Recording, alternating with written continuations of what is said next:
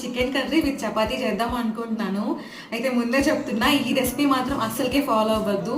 నాకు అంత బాగా రాదు, ఏదో యూట్యూబ్ చూసి స్టార్ట్ చేస్తున్నాను. ఆర్డర్ అయితే వచ్చేసి